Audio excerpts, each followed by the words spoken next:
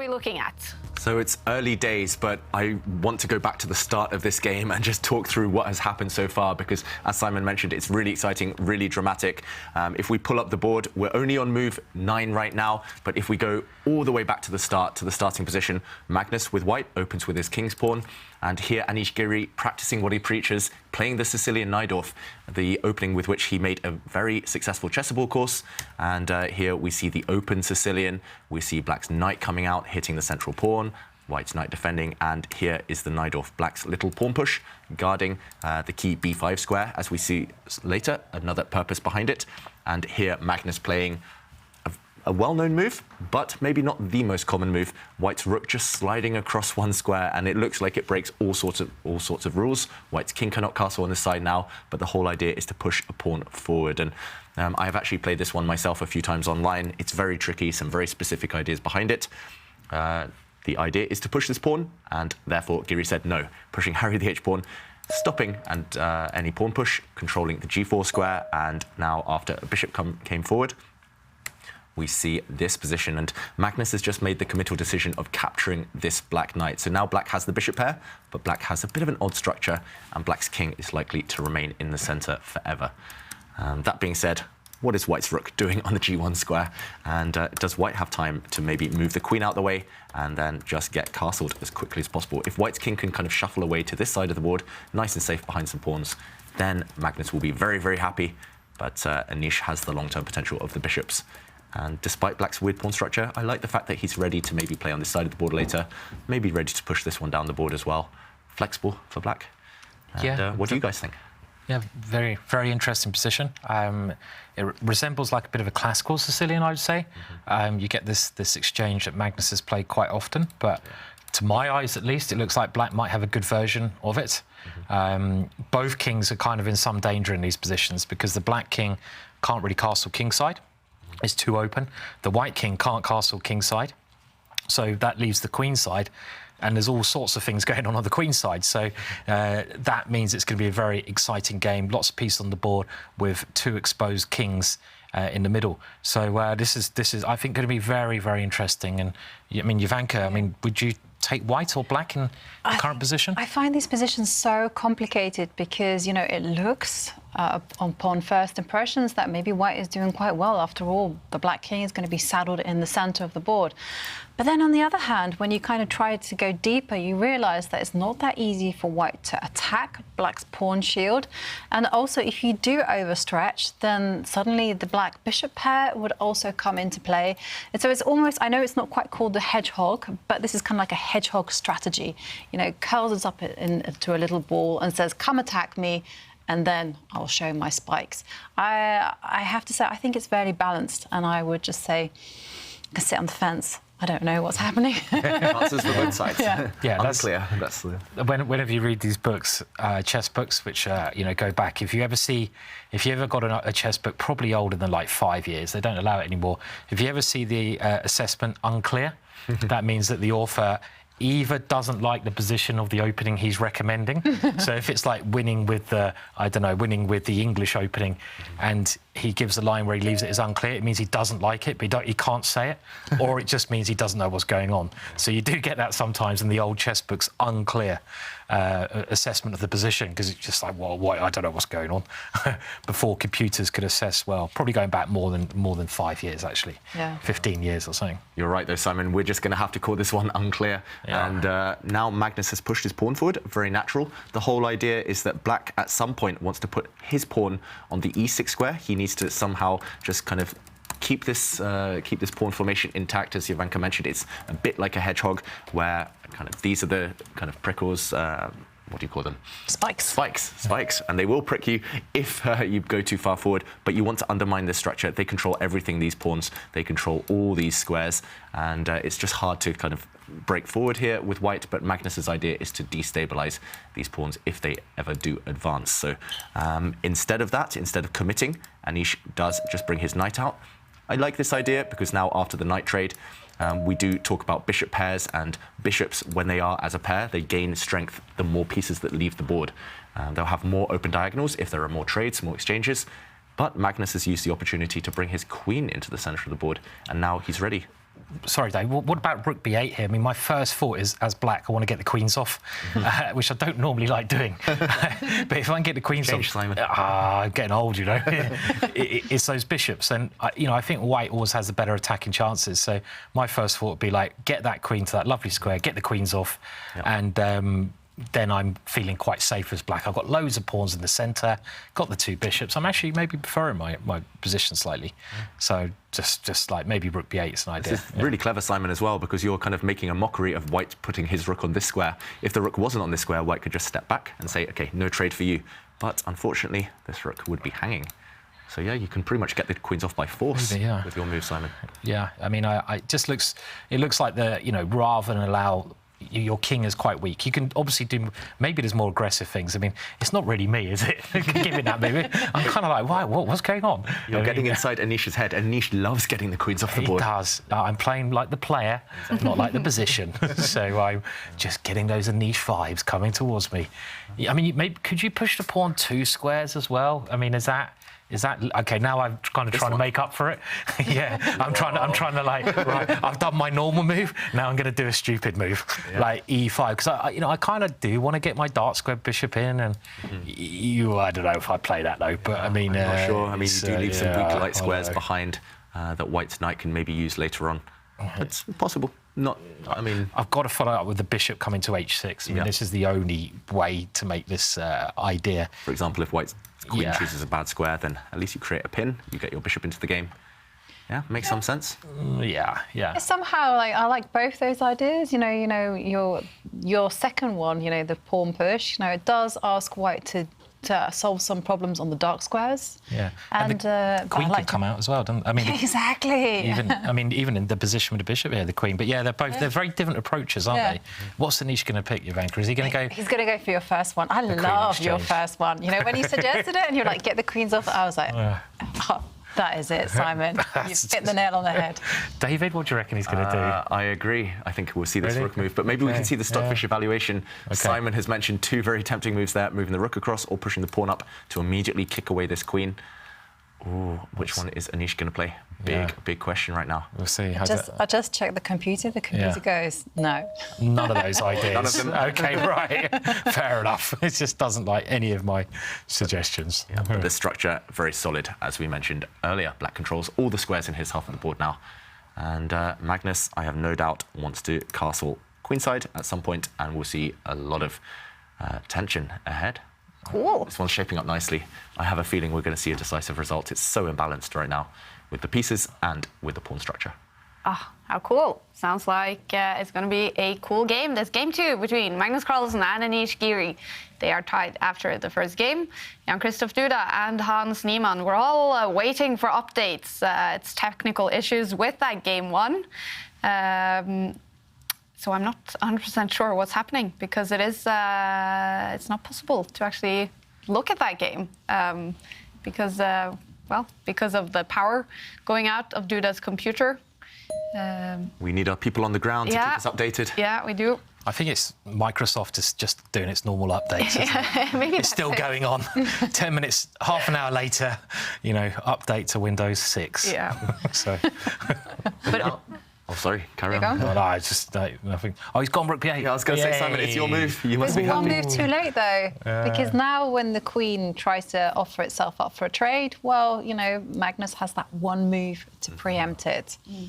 And you guys asked for it. Some updates on the ground from Miami.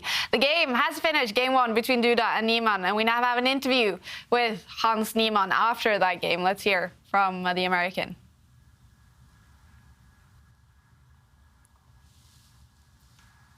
Describe it. Well, it's completely fucking ridiculous that the laptop is just running out of power, and because the laptop runs out of power, of course he has all the time to think in the world to find all the best moves, and he has 20 seconds, and then he sits there for 5 minutes, gets to find all the best moves. So the fact that the laptop runs out of power completely threw me off, and it's just completely ridiculous. It should not be happening. Like, plug the fucking laptop in, and I shouldn't be losing a game because like he gets 5 extra minutes to think and finds the best moves. And okay, couldn't recover psychologically, but match isn't over. Thank you. That's a brutal interview. Hans Niemann, super angry. He ends up losing game 1 against Jan-Christoph Duda, saying himself that it's down to those 5 minutes. Jan-Christoph Duda was able to think about the game and find the best moves. Kai, are you sure he lost? He didn't say he lost there. He never mentioned it? He said losing. Yeah. Oh, okay. Yeah. Losing a position I like wasn't that, the sure if he 20s. lost. We should apologise for the language there as well. We should apologise for the language. We should have had some beeps in there. But we can also understand Hans Niemann being super frustrated because technical issues when the game started. He wasn't able to save that draw, and a win for Jan-Christoph Duda in that first game. I think these players now will have 10 minutes before game 2 starts. Can you somehow understand the frustration, though, David, for Hans? Yeah, we've all been there. Everyone here in the panel, probably everyone at home as well, when we've lost a difficult game, especially when we knew we were doing well, especially when we felt we shouldn't lose the game. Yeah, it can be heartbreaking, and we all react in different ways. When I was younger, I used to be very much like Hans, very angry, used to blame the world, everything. I think maybe players with more experience, they realise, OK, you've got to channel it correctly, you've got to focus, you can't let it affect you too much. Still 3 big games ahead. But, yeah, understandable from Hans, and he'll bounce back. And he did say match isn't over. It definitely isn't. Still 3 rapid games to go in their match today, and he can still strike back. And the rain is starting again in Oslo. We can hear it pouring on the roof, and moves are coming out in Magnus Carlsen against Anish Giri. Wow, Game 2. massive move, Jovanka. It is a huge move, you know, and that is a very thematic sacrifice, actually, jumping in with the knight to the centre of the board just to open up lines to attack the Black King in the middle. And, well, I thought the Black King was safe as houses, but it's not now. Yeah, we must add here that this sacrifice, the computer hates it. It's very typical. Wow, we can hear thunder above us. It's like Thor, the god of thunder, has arrived here in Norway. That's great timing. He slams that move on the board and you get the lightning as well. The Norwegian Magnus Thor slams his knight on that square, and that's when we hear the thunder. We need chess with the sound effects, for sure. And let's jump in, because this knight sacrifice, as Jovanka mentions, it's very thematic, it's very typical. In this opening, the Sicilian, the whole idea is to open up lines. There is also a direct threat of knight takes pawn, defended by the white queen, and that would be deadly to the black king. So the acid test of this sacrifice is to accept it, capture this knight, and after Magnus recaptures, firstly, an attack on the bishop. Wherever the bishop goes, I guess Magnus's idea is to give a check, and problems for the black king. Do you run and try to hide? For example, you could step into the center, but now white's attack will be very much long-term. White can simply just develop pieces, and the king will never really find safety. Black is a piece up, but this bishop is blocked. This bishop is still at home asleep. So decent practical compensation here. The problem as well for black is that how do you block this check? If you don't run away with your king, the only kind of safe block is to move your bishop, but now you have to worry about white taking this pawn. For example, utilizing a pin along the e-file. Black's bishop cannot capture the white queen. You're also attacking this rook in the corner. I'm not really sure what the follow-up is here for Magnus if black's rook just moves out the way to any safe square, but it does look mightily scary. And the thunder's still raging above us, the rain's still pouring, and that would be the case for the black king here. All of the elements facing against it right now, it looks very, very scary. And Giri yet to accept the sacrifice. If you don't accept this knight sacrifice, what else do you do? This pawn is under fire. Do you really have to just move your bishop to defend this pawn? Bit of a sad move to play. I guess Magnus could even leave his knight here, but at the very least he could retreat it to maybe this square or this square, and the game would go on. What do you guys think? Take that knight or leave it? OK, don't judge me, but I'm a chicken. I don't like playing with my king so exposed, and especially when I look at the clock situation, you know, 10 minutes, not that much time to navigate such a minefield. I develop the bishop.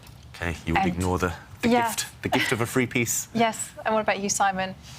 I'm the same. I actually hate being attacked. I love giving away pieces. You want to be white here, Simon. You don't want to be worrying about. Yeah, exactly. I just wouldn't want to be attacked like this. So I would.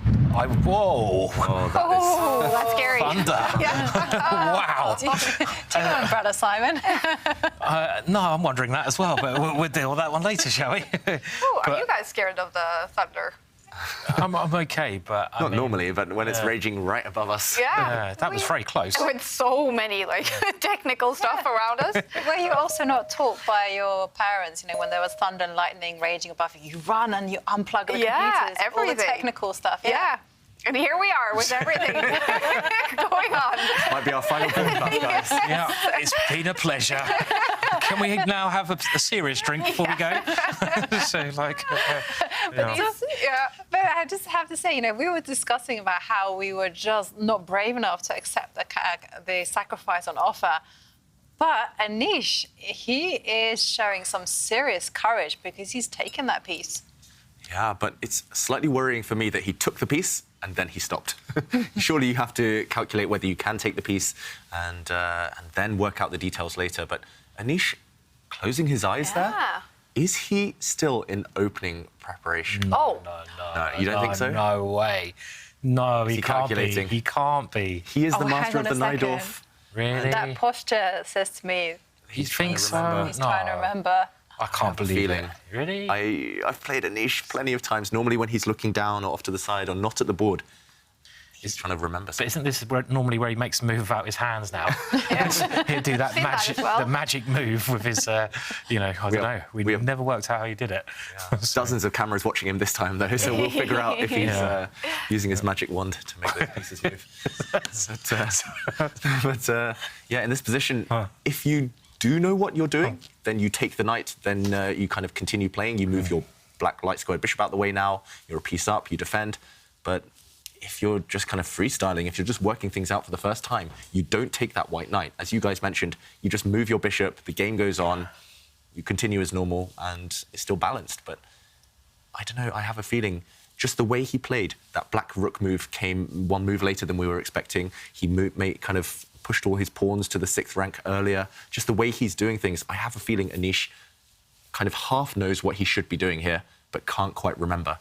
And that's often a tricky spot to be in. You know what the computer says, you know what the computer recommends, you know the evaluation, it might say 0.0 or here +1 for black, but you can't remember the exact moves. And Magnus Carlsen's ghost has came out of the picture there to have a look. I don't know if you saw that as well.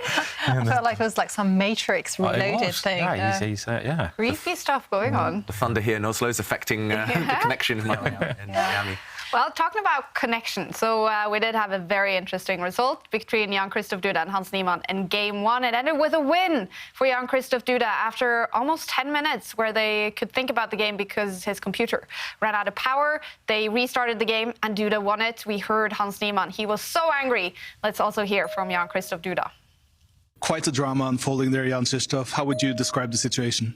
Yeah, the situation was for sure very unfortunate. Luckily, I mean, it didn't have fatal consequences. The position was kind of technical nature, and actually it didn't matter that much. I mean, how much time we've got.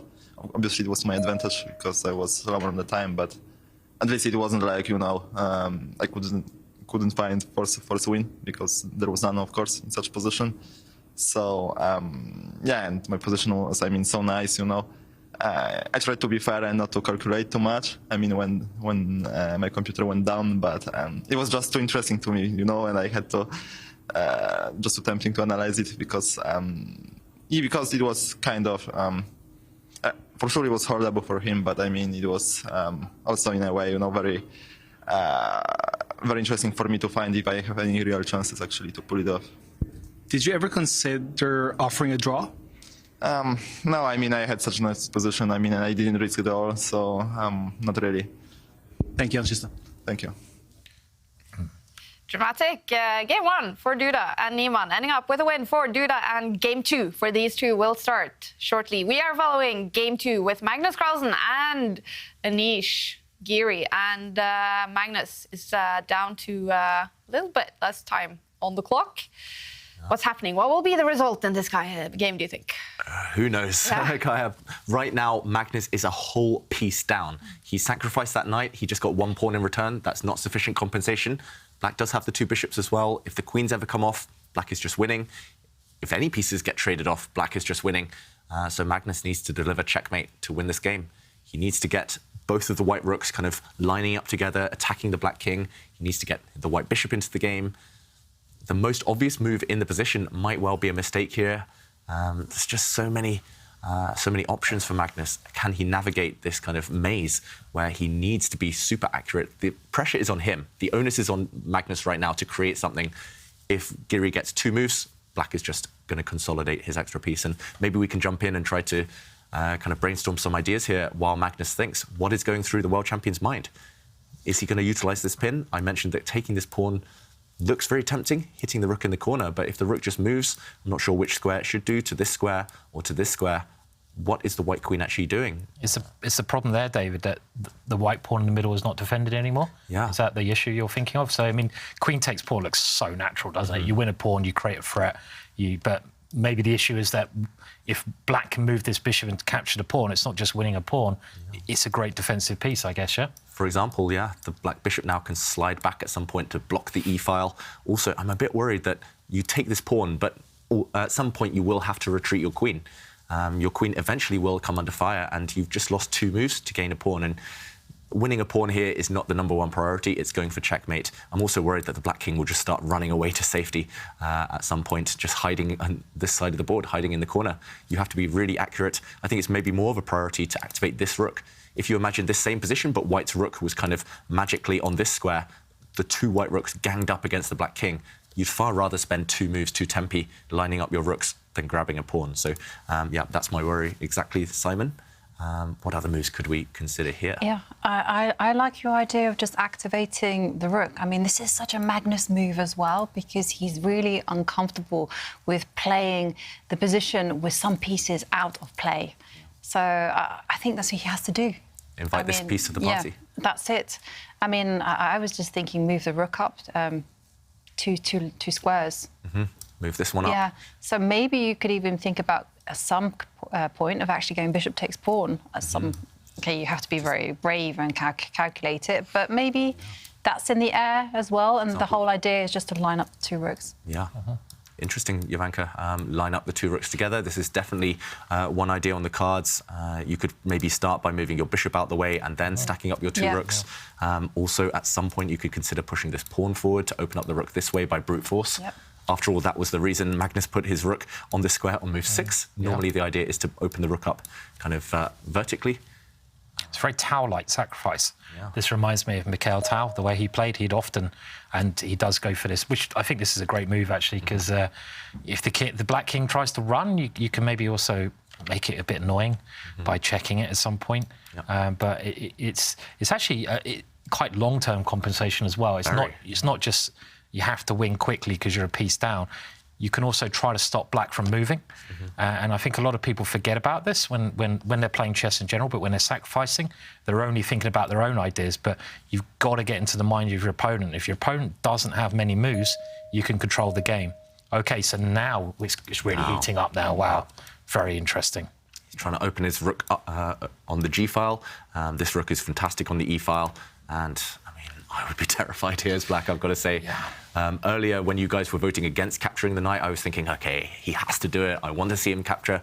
But if I were black, I think I would have done the same. I would have not been tempted. This black king, after all, terrible piece. And you mentioned not being able to move, Simon. In the current position, this black bishop literally cannot move. The black queen is tied down, kind of defending that piece. This black bishop is just staring against a defended pawn. These 2 black rooks as well, they need several tempi, several moves in order to activate. So he has to do it, actually. He has to activate his the rook standing on b8, because otherwise white will just move the rooks and stack them up and suddenly start attacking the bishop. Yeah, definitely. And just the G-file's becoming quite dangerous. That pawn that's pushed is maybe going to move forwards, or it's so much nicer to play these positions as white unless you're playing a computer. Yes. If you're playing a computer, the computer is like stone cold, but Anish is going to have to play like a computer here, right, to survive here. Yeah. So this is also really stone cold by Anish, you know, just opening up another line towards his king. I wasn't expecting that at all. Yeah, OK, I was going to say he's going to take here and maybe white can use this route in as an infiltration towards the black king, but Magnus says no.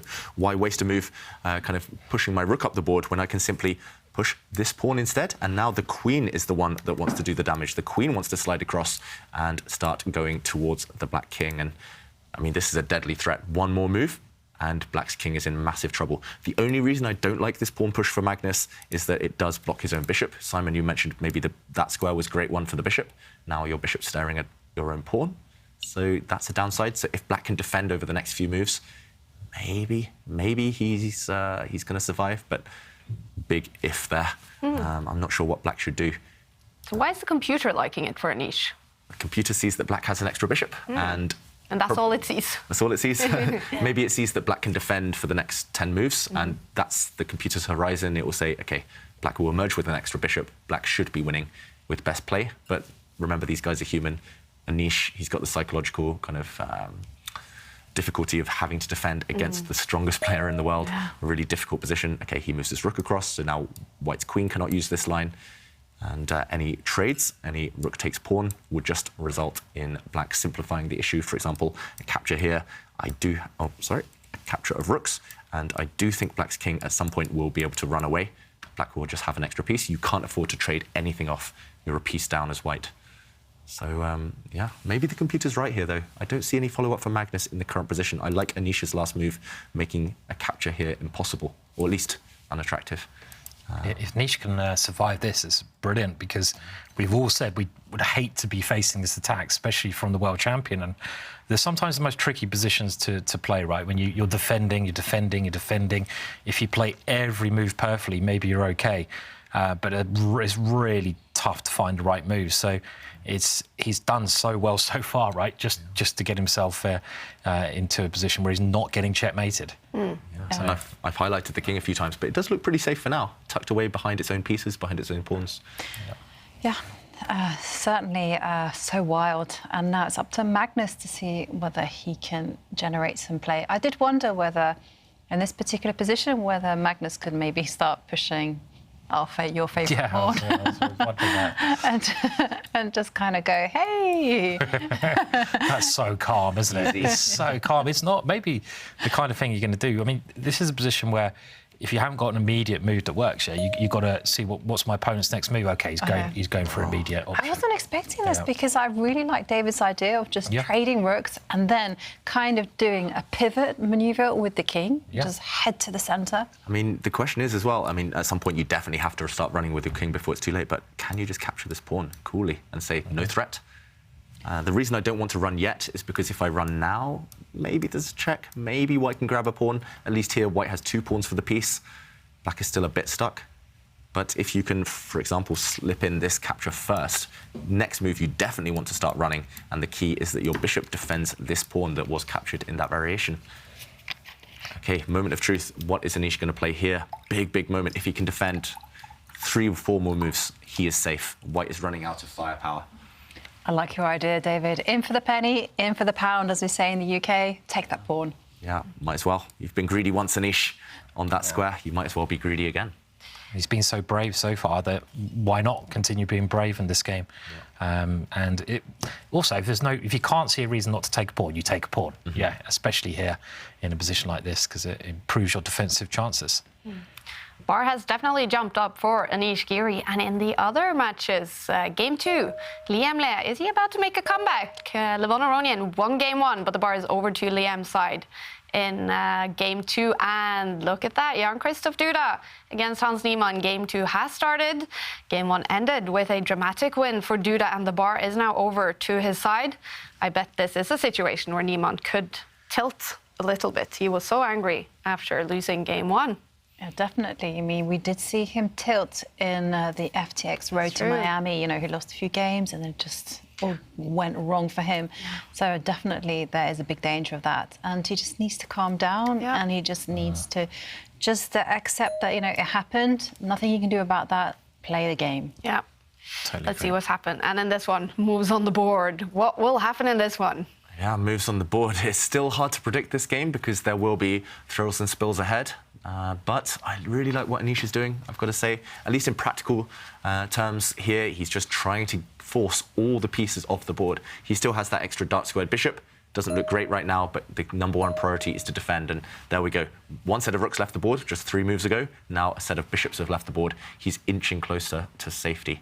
And if we do a quick count, white is down a piece. I think is it level pawns right now? Yeah, level pawns, so a whole piece down. Yeah, I mean, this could be massive as well. I mean, if Magnus loses with the white pieces, it's going to be really hard for him to come back against Anish, who's incredibly strong with white pieces. Big game. And the problem with sacrificing in a beautiful way like that is that if your opponent often defends perfectly, you can never really see if it's a working sacrifice or not. You have to really go with instinct. and it can just backfire. You know, your opponent defends, you don't get a chance. You run out of pieces, and to my eyes at least, he seems to be running out of pieces here. Yeah. So, that's why Tal's sacrifices were so beautiful, right, Simon? Because he would do this kind of thing as white and he would make them work. Yeah. Not everyone's capable of that. So hard to do, wasn't it? I mean, because you have to play so energetically, you have to think outside the box to make these ideas work. You can't just play natural moves sometimes because they don't work. And it seems here that with great defence from Anish must be in a great position now if he can just keep holding on. Yeah. Incidentally, Tal was actually a great defender for precisely the same reason that he was a great attacker, because whilst he was doing these fabulous attacks, sometimes they didn't work and he was forced to defend this type of position, material down. And Magnus doing a good job so far. I mean, we have to remember Anish's king is still unsafe. Yeah, it looks like Anish is about to go on the attack, though. He was about to bring his queen out, the black queen, to line it up on the b file with the black rook. Yes, the black king is unsafe, but it still takes white 2 or 3 moves to create serious threats, at least. So maybe Anish now wants to turn the tide, change the momentum, and go for the white king. Takes a while, but I like the idea of bringing black's queen out. Which square will he use? He was hovering over the b6 square for black's queen. Will he play that move? He's got a couple of minutes, Anish. Is he going to trust his instincts? I guess you still have to do a bit of calculation here, right? It's not the kind of position where you're a piece up, you've saved, kind of defended everything. You can just kind of glide to victory. You still need to be very accurate. Yeah, I mean, I'd love to push the pawn in the middle of the board, but then a queen swing really scares me. So there are moves that are very scary here still, that white can play, even though you're a piece up. It's like, as Jovanka said, the black king is weak. So if you could pick up the white queen and put it on the h8 square in the corner, then it's checkmate still. So that's right. Still some very scary ideas. Got to watch out for that. I do like the move that he's thinking of playing, just lining up the queen and rook together. And then maybe the queen can actually transfer herself over to the f2 square if we're lucky. But he's still thinking Anish. He's changed his mind. He clicked off his queen. So he's kind of just, not trusting himself, Anish, right now. That's actually when the mistakes tend to happen. Anish has been forced to find good moves by Magnus so far, just to survive. Oh, he's gone back to it. There we go. The queen and rook do line up, so a big threat against white's b2 pawn. But that's when the mistakes often happen, at least from my experience. You find all the best moves when they're forced, when you have a narrow path, and then as soon as you're given 3 or 4 choices, you kind of go down the wrong, you go for the wrong plan, or you relax too early. And that's one pitfall that Anish has to avoid. And here, Jovanka, you mentioned maybe the black queen can jump in. You've got to be maybe slightly careful here. Black's rook, bishop, maybe they can improve. What is he going to play? He hasn't clicked on anything yet. Anish Giri, now for the first time in a while, he's under Magnus on the clock. And that's very important, the time. I mean, it's not safe yet. He's played very well, but it's still complicated. And, one mistake he will lose. I do like the idea of going active, bringing the queen right in. But in general, activity is good, but I don't maybe know. a small trap if the black queen jumps in. I'm just wondering if white can give up his rook temporarily just to lure the black king forward. And now a double attack would win the black rook. And you've gained interest in the process. You've won a piece with white. So the thunder strikes above us. That can only mean there's going to be drama on the board. What is Anish going to play? He needs to coordinate these 3 pieces. He needs to get the black king somehow over to safety towards his pieces as well. Still, all 3 results definitely possible, despite what the evaluation bar says. Yeah, definitely. Especially, this is the kind of move I wanted to play because I wanted to free up the position, free up my bishop, which was purely a defensive piece, and I wanted to try and activate it.